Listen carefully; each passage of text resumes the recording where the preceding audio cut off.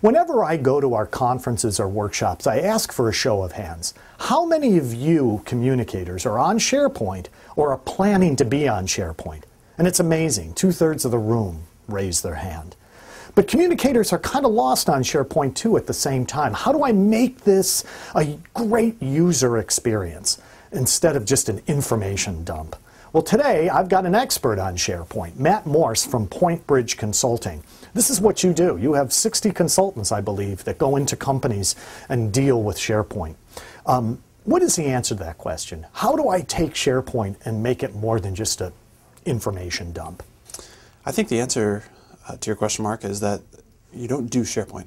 You don't do SharePoint. You do communications. Yeah. And SharePoint is just a technology platform. It's just a venue. It's just a vehicle for being able to do the same things that you've been trying to do for time immemorial, right? It's just a different channel now. And so I think the challenge is that SharePoint has such sort of ubiquity in the marketplace. Most enterprise organizations, many companies have invested in it, that there's sort of a buzz around the technology. But I would say that our most successful engagements with our customers are when we take the focus off of technology and say, what are you actually trying to do here? And so it's still the fundamentals of communication. Who are we trying to communicate with? What's the message that we're trying to get out? And then SharePoint just becomes a channel for being able to do that. And of course, you're dealing with Ragan readers. You're dealing with the people that come to our website every day, corporate communicators. Now, the IT department may be making the decision to bring SharePoint in, but it's the communicators that have to make it a user-friendly experience. Right. I think where we've seen the most success and people happiest with their SharePoint environment is when the questions that they ask are, again, focused on who, what, and why, rather than, hey, the technology can do this. We've seen a lot of people who, you use the phrase do SharePoint or are on SharePoint, really try to look at it from the perspective of SharePoint can do this, and map a technology and try to hammer that into a square hole in their business. Well, let's take three of those. You said who. So what do you mean by the who? Who is it going to? Who's using it? Both sides. Who's publishing the communications, how often, and then who's consuming it, and what's the purpose that they're consuming it for. And then the what is? What is the actual content, right? And so that could be words on a page. It could be a PDF document that you're trying to get out. It could be a video clip. It could be a tweet. Right? And was the third one where? Why? Why? Yeah. Why are you doing this in the first place? Right, which kind of is the connection between those two things. And I think there's a lot of other sort of interesting elements that nibble around those, but that to us is really the core, is who are you communicating to and what's the content that's going on. Now, of course, social is huge with SharePoint 2010, is it not? What are some of the things that we can do now to knock the two birds off with one stone? Because everyone's talking about social today.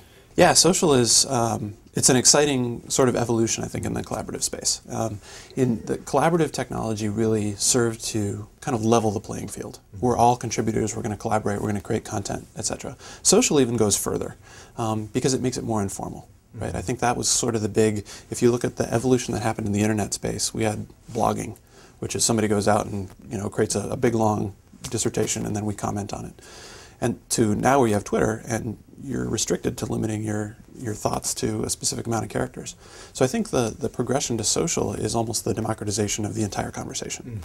And it's the same in the social collab space. I think that there's some interesting things that happen, but very often what happens is the unexpected people become the voices of the organization, the people that you didn't necessarily have in positions of really holding that megaphone for the organization. Surprises start to crop up and you think, wow, I didn't realize that this person was an expert in this area. Yeah, and conversely, you find out sometimes who's not engaged. People that you think should be are really not part of the conversation.